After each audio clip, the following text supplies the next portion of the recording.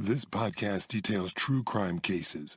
It contains adult themes and may contain descriptions of violence. It is not intended for children.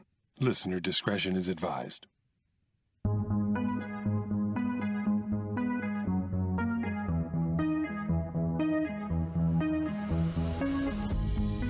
Thank you for joining me for today's episode of Once Upon a Crime. In this month's series, YouTube Mayhem, I share stories of YouTube content creators who were involved in true crime cases. In this episode, a young man who dubs himself Mr. Anime becomes one of the founding members of the anime community on YouTube, gaining a large following as a critic and reviewer. But he'll later admit to harboring dark, violent fantasies most of his life after he commits a shocking act of violence against his closest family members. This is the second chapter in the series, YouTube Mayhem, the case of Mr. Anime, Family Annihilator.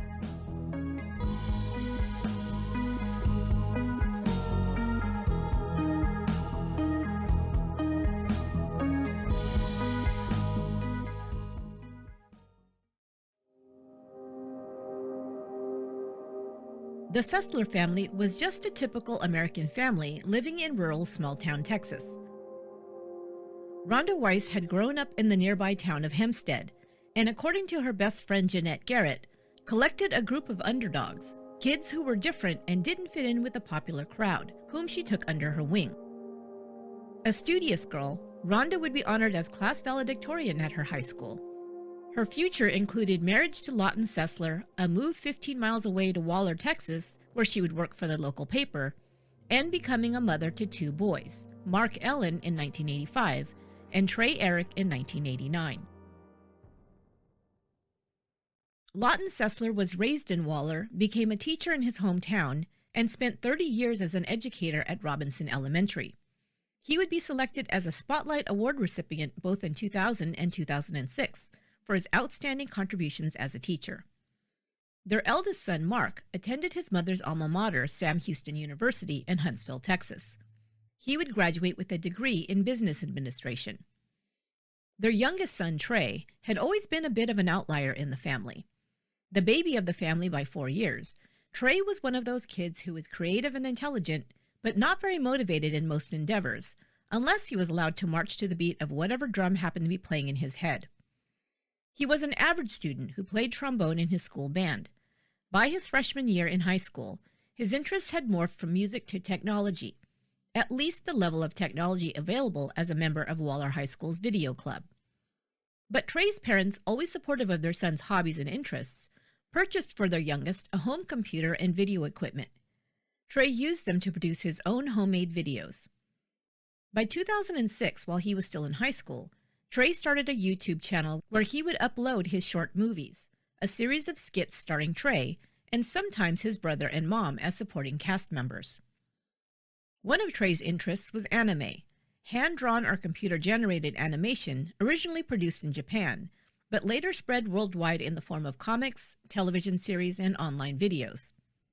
In 2006, he began producing a series of videos dedicated to reviewing and critiquing anime.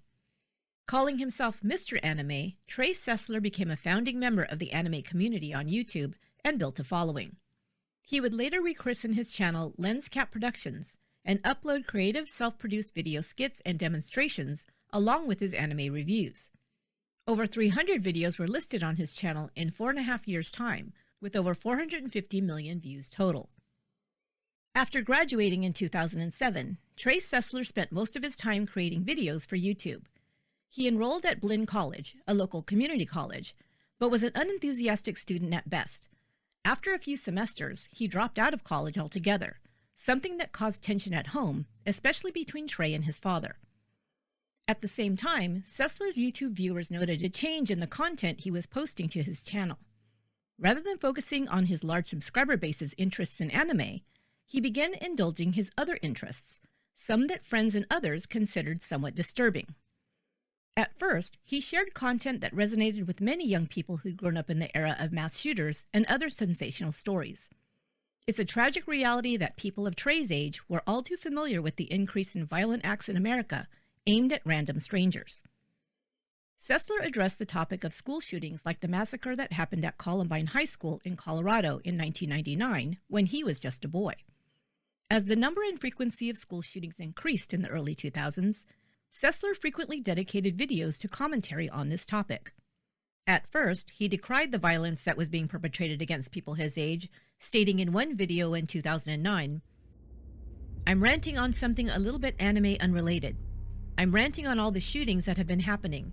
I'm a firearms owner myself, but it's a little bit disturbing to know that you could be a victim in something like this at these times. All the people that were victims, you think it won't happen to me, but sometimes it does. But every day that I open Yahoo, it's like, well, time to see what today's shooting is, and hey, there's another one. I don't know when it's going to stop. I think, why? Why?" Trey Sessler was a gun owner, as he stated. Like many young men in certain areas of the world, particularly in the U.S., gun ownership was a common rite of passage, like obtaining a driver's license. By the time he was 18, the legal age to purchase weapons in Texas, he had obtained a few guns, including a 12-gauge shotgun and an antique Russian rifle with a bayonet. But by the time he was 22, he admitted to owning more than 30 guns, some that he would later sell or trade for other types of weapons as he amassed his arsenal. His family would tell friends that it was common to see Trey walking around their home holding a weapon. By 2010, Sessler was frequently using these weapons as props in his short films.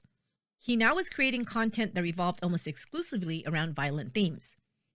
He was either reviewing movies and animation that depicted graphic violence, or he was creating videos himself that focused on violent subject matter. In October of that year, one of his YouTube videos featured a review of the horror flick High School of the Dead. Trey opened the video by pulling out a rifle with a flashlight attached to its barrel. "Get your rifle with flashlight attachment ready," he tells his viewers before beginning the video. His regular viewers noted that many of his videos now either featured real weapons displayed by the host or were dedicated to talking about weapons. He also became obsessed with the topics of serial killers and mass shootings around this time. Now, when speaking about mass shootings, it was no longer to denounce them as he previously had, but instead to rattle off details about each case. From Columbine High to Virginia Tech and other high-profile mass killings, Sessler had obviously researched each incident extensively. He used his knowledge to regale his audience with the blow-by-blow of each crime, including planning, execution, and kill counts. Later, he would admit to having studied spree and serial killers for over 2 years, becoming, quote, obsessed with them. He identified his, quote, favorite killers as Ted Bundy, Eric Harris, Dylan Klebold, Kip Kinkle, and David Berkowitz, the son of Sam. Sessler would later describe himself as lonely and depressed during this time, although he did have groups of friends, both male and female, with whom he frequently socialized. However, as he began immersing himself deeper into the obsession with guns and violence, he drank to excess and took both prescribed and unprescribed medications in greater quantities. These included antidepressants, anti-anxiety medications, and methamphetamines. He would sometimes sell or trade his guns for pills when he was short on money. And Sessler was often short on cash, as he gained and then lost or walked away from a series of low-level jobs. His parents had purchased for him a 2010 Ford Mustang, so he'd have transportation to his college campus. When he still couldn't seem to get to his classes on time most days, he was also allowed to live in his maternal grandmother's house rent-free. Rhonda's mother had died almost 10 years earlier, and the home was vacant at the time that he moved in. Although I'm sure his parents had hopes that the freedom he'd been provided would instill in their youngest child a sense of maturity and responsibility, instead it did the opposite. Trey used this opportunity to indulge all his dark obsessions away from prying eyes. Not only did his drinking and drug use increase, but he began prowling at night around the town of Hempstead, Texas, secretly engaging in some very disturbing activities, including animal abuse. At first, Sessler drove his Mustang on the outskirts of town with his firearms in tow. Under the cover of the dark, he fired the weapons at abandoned buildings. Later, he started shooting out windows of other buildings, a church, the Hempstead Library, and the high school. After these pursuits also proved too boring to appease him, Sessler began using farm animals and pets as target practice. He was always careful not to leave evidence behind, picking up the shell casings and even taking the extra precaution to crush them in a vise and drop them into beer cans, which he then threw out in his weekly trash pickup. Of course, no one knew of these violent fantasies and behaviors, least of all his closest family members. This was not to say that they harbored no suspicions about him. His father's aunt, Wida Frierson, said of her great-nephew, "I'll have to admit, I found him quite strange." She said when she visited the Sesslers and greeted their youngest son, he merely looked at her without acknowledging the greeting or responding. "But naturally, I wasn't going to tell Trey's parents that he acts peculiar," she added. Peculiar wasn't the half of it, unfortunately. Perhaps no one could have predicted the extent of Trey Sessler's predilections for violence and how they would play out just a few short months later.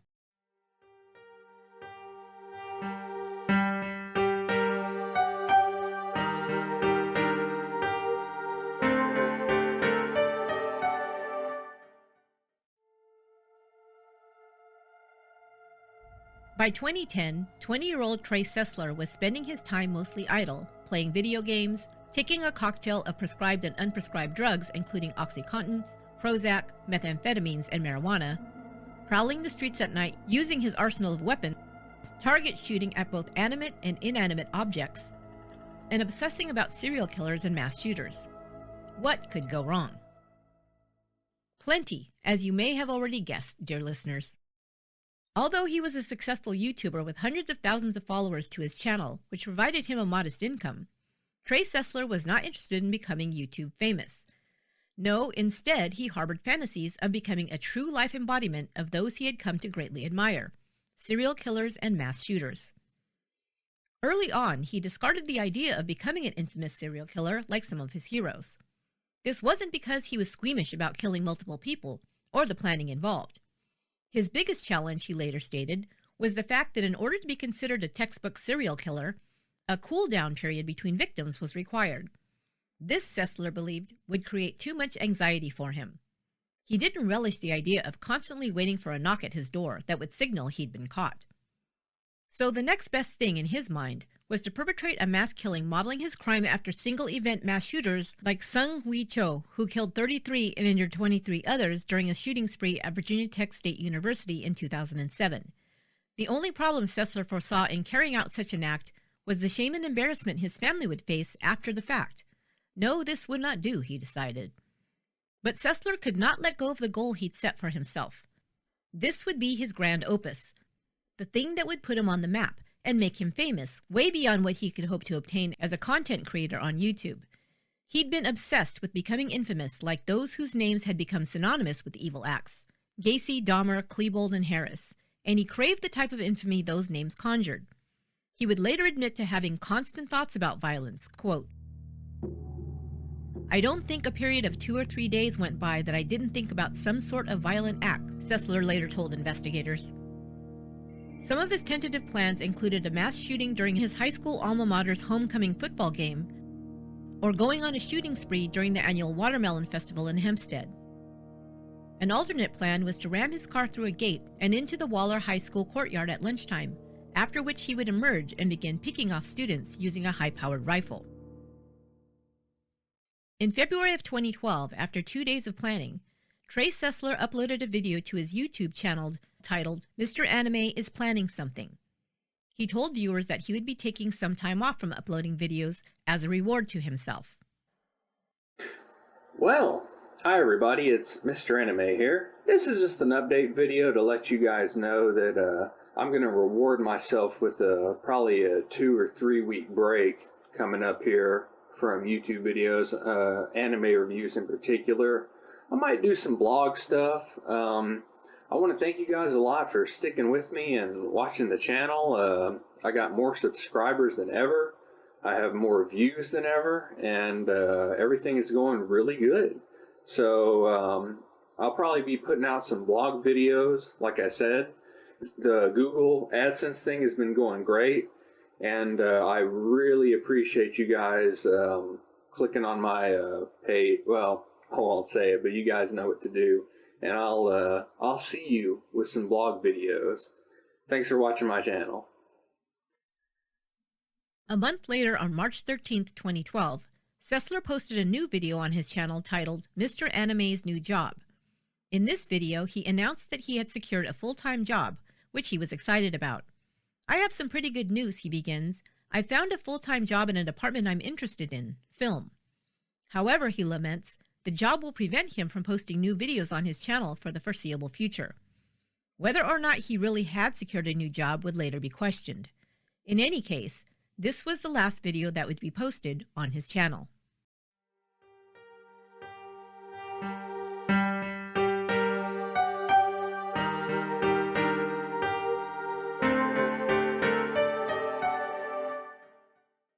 "22-year-old Trey Sessler decided his only goal in life was to carry out a mass shooting and go down in infamy. Before he could put this plan into action, however, he determined the need to dispatch with those closest to him. On the evening of March 19, 2012, Sessler was at his parents' home in Waller. Both his parents, his father Lawton, 58, and his mother Rhonda, 57, as well as his older brother Mark, 26, whom Trey described as his best friend, were also home. As the evening grew late, only his mother was stirring about the house. His father was already in bed, and his brother was relaxing in his bedroom. Trey summoned his mother to the garage where his car was parked. He claimed that he wanted to show her a problem with the car. When Rhonda Sessler entered the garage, her youngest son shot her 4 times in the chest with a shotgun. He then calmly walked back into the house and down the hall toward the bedrooms. Mark called out to his younger brother, complaining about the noise. He may have seen Trey walk past his room carrying the shotgun, but would have thought nothing of it, as it was a common sight, Trey carrying a weapon. Trey went into his own bedroom and retrieved another gun. Mark looked up just in time to see his brother pointing a weapon at him. He only had a second to react before Trey fired the first time. Shot at least once, Mark was still able to stagger into a bathroom, slam the door shut, and lock it. Without hesitation, Trey then began firing the weapon into the bathroom door multiple times in an attempt to bust it open. Upon hearing the shots, his father woke from sleep and called out. Seconds later, Trey entered his parents' room and shot his father twice. Lawton Sessler didn't even have time to throw off the bed covers before he was killed where he lay. Trey then returned to the bathroom and continued to beat down the door. He found his brother lying in a fetal position, bleeding out from 2 gunshot wounds. He fired another shot into Mark's head. Sessler would later tell investigators that he then retraced his steps to make sure that his parents and siblings were dead. He picked up another more powerful weapon, an AR-15, from his room and returned to the garage. Noting that his mother hadn't moved, he said he thought, well, she's probably dead. But, quote, popped 2 more rounds at her just to make sure, end quote.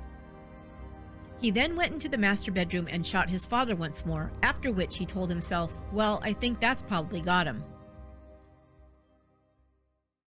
After murdering his entire family, Sessler called and left voicemail messages at both of his parents' workplaces to explain why they wouldn't be in on Monday.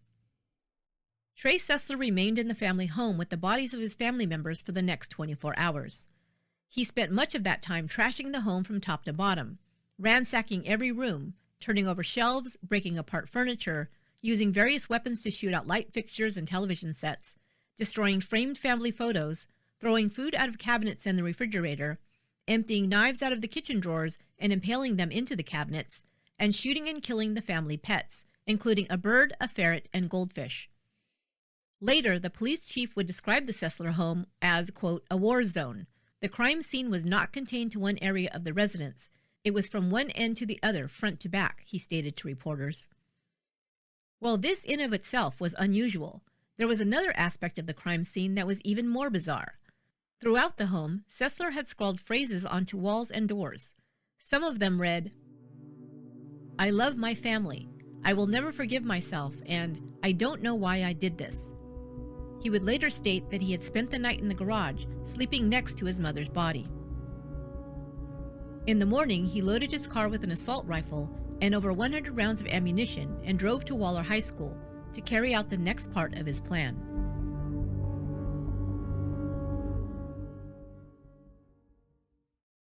On Tuesday, March 20th, around 7 a.m., Lawton Sessler's aunt attempted to reach him by phone. Rita Freyerson was calling to check in with her nephew about his terminally ill father, who had recently been placed in hospice care. She and Lawton had been in frequent contact regarding arrangements and decisions that needed to be made for his care, but on this morning when she dialed the Sessler's home phone, all she heard was static on the other end of the line. I thought, that's strange, she later told police. Later that afternoon, she learned that police vehicles had been seen parked outside of her nephew's home, and that crime scene tape was strung across the front yard. She left for the Sessler home as quickly as she could to find out what had happened. Officers had been alerted by the Sesslers' co-workers as well as family members when they couldn't be reached on Monday. When Mr. Sessler didn't return to his classroom that week after the spring break, people quickly realized that something was wrong. He was one of the most dedicated and longest-serving educators at Robinson Elementary, and a man who rarely missed a day of work in over 30 years. Police were dispatched to the Sessler home on Farr Street to conduct a welfare check. Officers knocked on the door, but no one answered. Circling the home and peering into a window, one officer saw a body of a man lying prone in a pool of blood. When officers entered, they found the bodies of 58-year-old Lawton Sessler, his 57-year-old wife Rhonda, and their son, 26-year-old Mark. All had been shot multiple times. The only person missing was their youngest son, 22-year-old Trey Sessler. After seeing the confessions written in marker on the home's walls and doors, officers were pretty sure he was their main suspect. A warrant was issued for Trey Eric Sessler. Hours later, he was located in Magnolia, Texas, about 30 miles southwest of Waller. His black Mustang was found parked in front of a friend's home. He was taken into custody without incident and booked into the Waller County Jail. Questioned by detectives for over 8 hours, Trey Sessler confessed to planning and carrying out the murders of his family members. He showed little remorse and answered most questions quite matter-of-factly and without emotion. The thing about my family is I would protect them with my life. At the same time, if anyone was going to hurt him, it was going to be me. He speaks coldly about shooting his mother. And I fire about 4 times. And I don't know where she gets hit, but I know it's somewhere in the torso area. And she falls like a ton of bricks. After I did that, it was like, well, I'm already committed, really. Can't really go to my brother and my dad and be like, yeah, I just killed our mom. He then describes seeing his brother's body, and even while saying the sight was terrible, registers no emotion. And my brother's lying there in this big pile of blood. It's terrible. It's just a bad sight. And I was like, okay, I guess that's got him. Sessler almost ridicules his father's surprised reaction upon waking to the sounds of gunshots. He kind of gets up half asleep, he's like, oh, he doesn't know what's going on. So I run in there, I shoot at him a couple times. Finally, Sessler chillingly describes shooting each of his family members again, as if he is doing them a favor. I don't want anyone to be suffering, laying on the floor for hours, moaning and groaning. He also admitted to planning a mass murder at the high school. He claimed that his goal after killing his family was to enter Waller High School during a planned homecoming pep rally and open fire.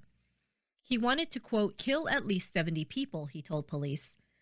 However, after annihilating his family, as he claimed, in order to spare them from the burden and shame of being the family of a mass shooter, he'd found himself unable to go through with the attack at the high school. Everything had, quote, just become too real, he said. Although he had obsessed about carrying out a mass killing for over 2 years, he insisted that he had not intended to kill his family on the day of the murders. If I had woken up that day and you would have come to me and asked, "Are you going to kill your family tonight?" I would have definitely said no, he told investigators. Why then, they wanted to know. Sessler rambled and contradicted himself, first saying he didn't know why he had killed the people he claimed to love, and then stating his motivation to be remembered in history as a mass shooter, like his heroes Dylan Klebold and Eric Harris. Other times, he tried to blame any number of factors for his actions, including drug use, depression and loneliness, and the terminal illness of his grandfather, who died 4 days after his son and his family were murdered, whom he said he was close to. But he also said he was closest to his mother, the first person he murdered, shooting her at point-blank range. Investigators weren't quite sure what to make of Trey Sessler, other than the fact that he seemed to only have trace amounts of genuine human emotion. The one time he showed heightened emotion was while recounting the details of mass shootings and other violent acts. At one point, he went on so long regarding the details of the Columbine High School shooting that investigators had to cut him off. He told them that he had watched a documentary about the case over 50 times, and had studied other shooters to analyze, quote, their successes and mistakes in the lead-up to his own planned attack. Trey Sessler was held on $3 million bond. In August of 2012, after entering a plea of guilty to triple murder, he was sentenced to life without the possibility of parole. Later, he expressed satisfaction at knowing he'd remain in prison for the rest of his life. It was, quote, where I belong, he told reporters, behind bars.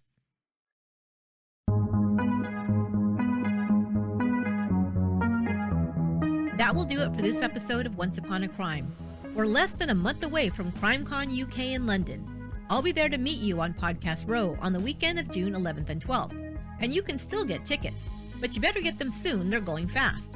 You can still use my promo code ONCEUPON22 for 10% off your registration, and to let them know you heard about it on this podcast. Thanks.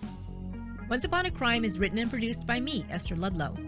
My research and production assistant is Lorena Garcia, and additional support, including the final audio mix for this episode, was provided by Studio 71. Until next time, be good to one another.